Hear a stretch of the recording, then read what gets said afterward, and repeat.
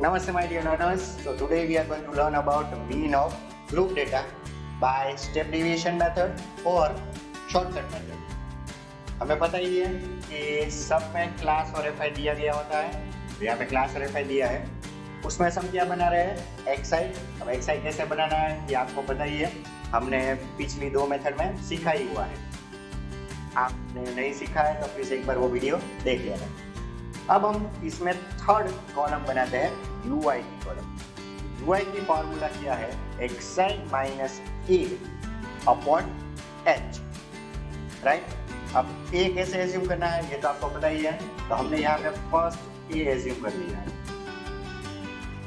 तो यूआई का टेबल कैसे बनाना है, जहाँ पे ए एज्यूम किया है उसके सामने लिख दो 0, ठीक है। अब और कोई कैलकुलेशन नहीं करनी है, उसके नेक्स्ट में काउंटिंग करते जाओ 1 2 3 4 एंड 5। अगर आपने ए बीच में एज्यूम किया है तो 0 बीच में आएगा, ठीक है। तो अगर 0 बीच में आएगा तो नीचे तो पॉजिटिव लेना ही है 1 2 3। अगर ऊपर दिया गया है कुछ तो वहाँ पे हम नेगेटिव में जाएंगे, -1 -2 -3। आया समझ में। पर अगर आप ए ऊपर एज्यूम कर रहे हो तो नीचे सब पॉजिटिव आएंगे। अगर बीच में कहीं एज्यूम किया हुआ था, सपोज यहाँ पे किया होता, तो यहाँ पे क्या आएगा 0, यहाँ पे -1 -2, यहाँ पे 1 2 एंड 3 एंड सो ऑन। आया समझ में। पर हम तो अभी ये नहीं करने वाले, ठीक है। चलो तो आगे बढ़ते हैं। फिर कौन सा कॉलम बनाना है, एफ आई यू आई। तो यहाँ पे लिखा ही है एफ आई यू आई, यानी कि एफ आई और यू आई का प्रोडक्ट। एफ आई का जो कॉलम है और यू आई का कॉलम है उसका प्रोडक्ट होता है। हमने यहाँ पे प्रोडक्ट कर दिया है। उसके बाद हमें फाइंड करना है sigma F I you I. Sigma F I you I का सम तो दैट इज 89 और सिग्मा एफ आई ये तो आपको पता ही है। और हमें क्या फाइंड करना होता है, क्लास लेंथ एच या सी। तो वो तो हमें पता ही है, upper limit minus lower limit. क्या है यहाँ पे 25 माइनस 10 यानी कि 15, ठीक है। अब हम लिखते हैं फार्मूला।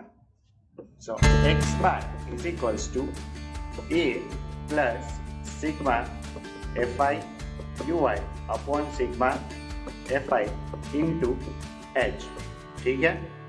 फॉर्मूला ठीक से याद रखना। अब हम वैल्यूज सब्स्टिट्यूट करते हैं। ए है 17.5 plus sigma F I you I क्या है 89, अब एफ आई क्या है 30 इंटू एच क्या है 15। अब हम यहाँ पे कट करते हैं।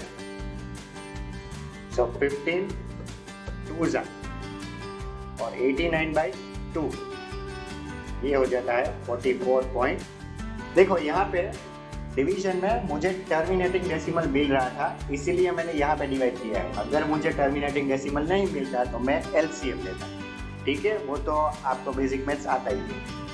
सो बचा 17.5 प्लस 44.5 इज इक्वल्स टू 62। देखो हमने इससे पहले के वीडियो में एज्यूम मीन मेथड से भी मीन फाइंड किया है, वो भी 62 था। इस मेथड में भी 62 आया। सो कोई भी मेथड करोगे आंसर सेम ही आएगा, राइट। अगर एग्जाम में स्पेसिफिकली दिया गया है कि कोई पर्टिकुलर मेथड यूज करो तो वही करनी है। अगर मेंशन नहीं किया गया है तो आपको 3 में से जो भी मेथड आ रही है वो आप यूज कर सकते हो। So if you like the video please share, subscribe and like. Thank you.